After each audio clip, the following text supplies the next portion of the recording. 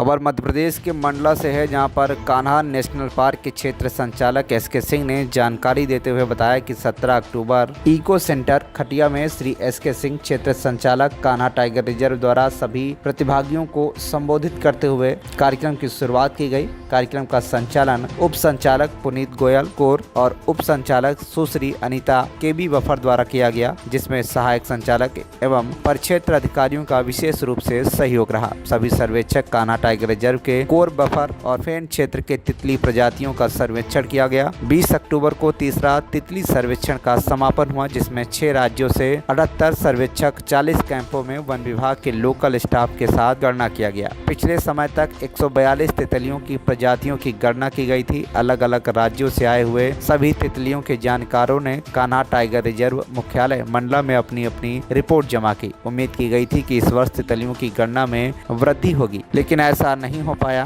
Kanha tiger reserve के क्षेत्र संचालक श्री सिंह ने कहा कि जो लोग बाहर राज्यों से आते हैं वह अपने खर्चों पर कान्हा में प्रवेश कर यह कार्य करते हैं। शासन प्रशासन का कोई खर्च नहीं रहता है। हालांकि आज के समय में एनजीओ भी अपने अपने तरीके से शासन के काम को लेकर लंबा मुनाफा कमा रही हैं।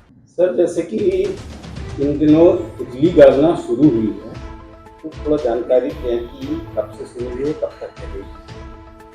कान्हा में तीसरा तितली सर्वेक्षण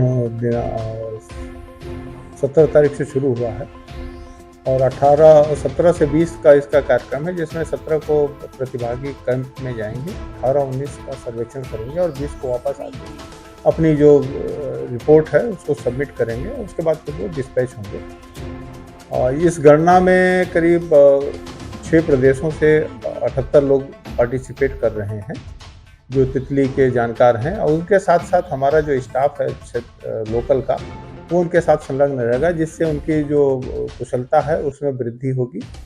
और अब तक हमने कान्हा टाइगर रिजर्व में कुल 142 तितली प्रजातियों का रिकॉर्ड किया हुआ है।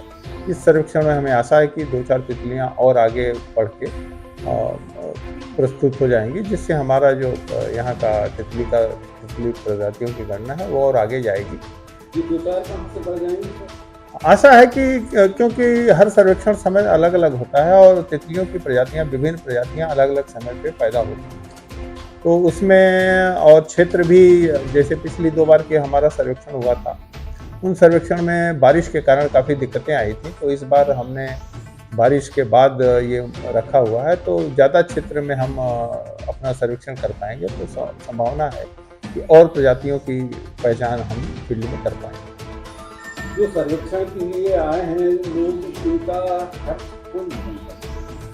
इनसे फीस ली जाती है, ये आने जाने का खर्च खुद देते हैं, और इनके द्वारा जो फीस ली जाती है उसमें हम इनके खाने और उसमें आवागमन की व्यवस्था होती है, उसमें करते हैं। हमारा शासकीय रूप से कोई व्यय नहीं होता है। मंडला से असगर जैदी की रिपोर्ट, TV1 इंडिया न्यूज।